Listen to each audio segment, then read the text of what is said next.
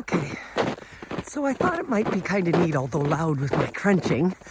I hope the crunching sounds good to you, because that's the crunch of water on Wishy-Washy Water Wednesday that has gone, you know, up into the sky and back on down and gone to ice crystals. And it's a warm day, so the lake looks like this.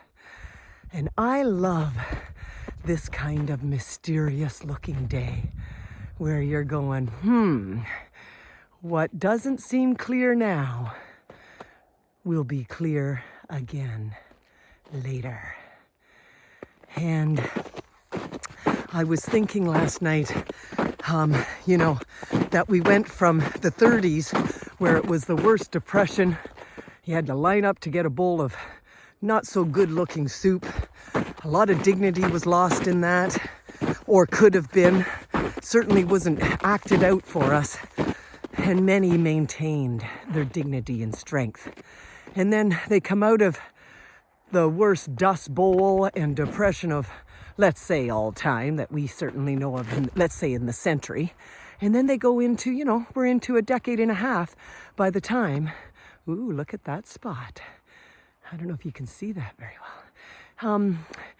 Then we go into a time of war, world war, and such horrible conditions to live under. Fathers leaving their children to go fight against other fathers that have left their children, and women who went into factories who weren't able to work before that, but all of a sudden they can work wherever they want. And apparently they're quite skilled. And there's always good to come out of everything. But then you go into the 60s. Well, actually the 50s. And everybody just wants a plain old normal life.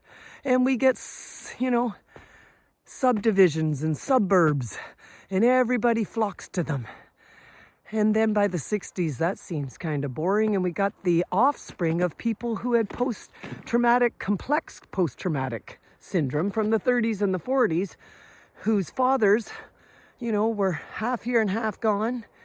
And then you get the 60s where they say, okay, enough of this boring suburb stuff. Let's have some free love and some fun music. And then they find out that's wonderful, but it doesn't really accomplish a lot. And then we get into the 70s where we're going, okay, the same people you sent across the ocean to provide us with so-called freedom and to fight other human beings that are just trying to protect their line. Yeah, no. And what happens then? Well, those same people, we say, oh, look, your skin's darker.